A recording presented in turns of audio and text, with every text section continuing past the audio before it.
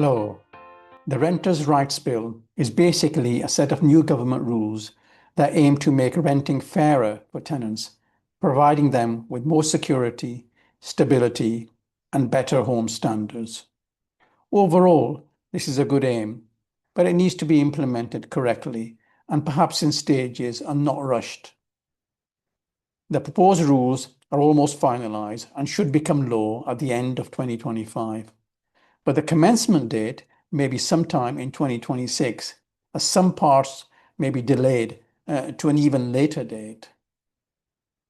In this video, I'm going to look at the Renters' Rights Bill from the point of view of 100% passive investors who normally have a professional company and staff dealing with day-to-day tenancy issues. Such investors typically rent their property to the company who then becomes a landlord and sublets to its own tenants. In such a case, the Renters' Rights Bill really applies to the company that is acting as the landlord to the end tenant, and not to the passive owner or investor. I'm not going to cover in detail the issues facing active landlords who are taking on all of these liabilities themselves.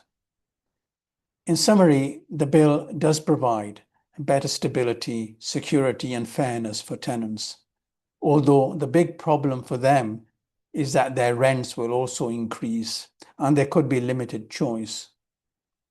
I also believe it's good for passive investors and good landlords as it creates a level playing field amongst owners, as everyone has to provide good housing and tenancy services. Landlord costs will increase, but the rent increases will balance this over the medium to long term, and overall investment returns will not be affected. Now, some active landlords may be frightened by all these new rules and liabilities. This will reduce supply of available rental properties, which could increase the investment returns for the remaining landlords and passive investors. So, what are the 5 key areas in the bill? Firstly, there are no more fixed term tenancies. The tenant can leave at any time with just 2 months' notice. And there's no fault evictions called Section 21 evictions. These are not possible anymore. So the landlord cannot terminate a tenancy without a valid reason. Some common valid reasons are if the rent is 3 months in arrears, the landlord can give 4 weeks notice to terminate. If the owner wants to resell the property, move in themselves, or rent to a family member, they can get possession of the property by giving 4 months notice, but can't do this in the first 12 months of a new tenancy. And if after taking possession, the owner fails to sell or move in and wants to rent it again, they can't do so for 12 months or else they'll get a heavy fine. This is to prevent abuse of this eviction ground by landlords. There are also grounds for eviction such as antisocial behaviour. Now, if the tenant refuses to leave after a valid notice, then the same possession process takes place like currently, Section 8 via the courts. The court system is actually facing severe delays right now, and some part of the bill, such as the no-fault evictions, may actually be implemented much later when court backlog is less. These tenancy and eviction rules are the biggest change and are essentially reversed now. Now the tenant can just leave at any time with 2 months' notice, and the landlord can't remove the tenant without a valid reason. Secondly, landlords can't discriminate against tenants who may be on benefits or have children or pets and cannot take more than 1 month's rent in advance or charge a higher rent than advertised. So rental bidding is not possible between tenants. Now, this may result in an increase in initial asking rents in the market. Thirdly, there can be no automatic rent increases, Rents can only be increased once per year using a special form with 2 months' notice. Unlike now, such increases can also be appealed by the tenant, and the rent tribunal can reduce them to the market rent. But as I stated before, the market rents will increase. Fourthly, property standards are to be improved to a new decent home standard. And there will be stricter timelines for fixing repairs and damp.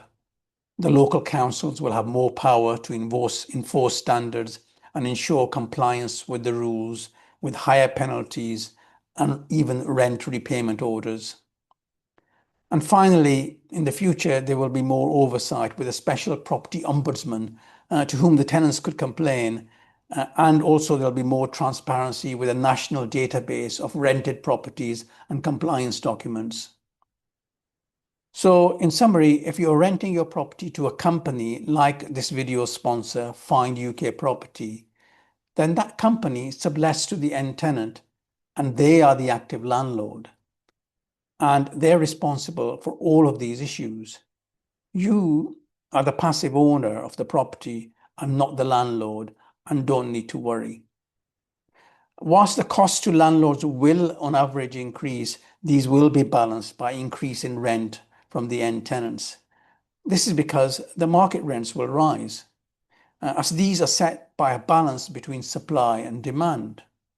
Rental demand remains strong, and supply continues to be limited and may actually worsen if some active landlords are frightened off. Please comment below and let me know what you think about the Renters' Rights Bill. Have you considered becoming a passive investor by buying property and renting to a company who takes care of everything? They become the landlord of your property and professionally manage your property in a fully compliant way. Tell me what you think. If you find this video useful, please tap the like button and subscribe to our channel. I've made this video for passive investors, and for them, there are likely to be no significant issues as they're not the active landlords. I believe that the balance between demand and supply is not going to change in any radical way. And overall investment returns will not change and could actually rise over the long term due to shortage of rental houses. For passive investors, now may actually be a good time to enter the UK property rental market. Please watch the message from our sponsor at the end. Thanks for watching.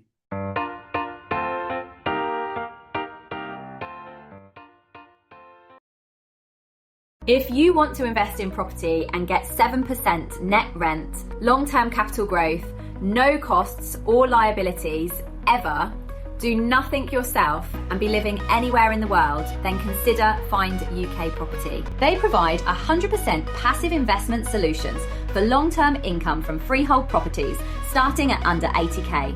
You get a property that is affordable, fully renovated, already rented out, contractually guaranteed and productive from day one. You become the owner and rent it back to Find UK Property so that they become your tenants and look after all aspects of the property in a fully compliant way. You never need to deal with tenants, estate agents, or do any property maintenance or repairs, or pay for any costs. Find UK Property look after over 2,500 houses, all of which are sublet to their own tenants, and on average they get more rent from their tenants than they have to pay the property owners.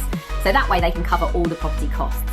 Their solutions are great for those wanting to retire on pension type income or gradually build large property portfolios passively in a tax efficient manner. Please visit the website at findukproperty.com and speak to a consultant today.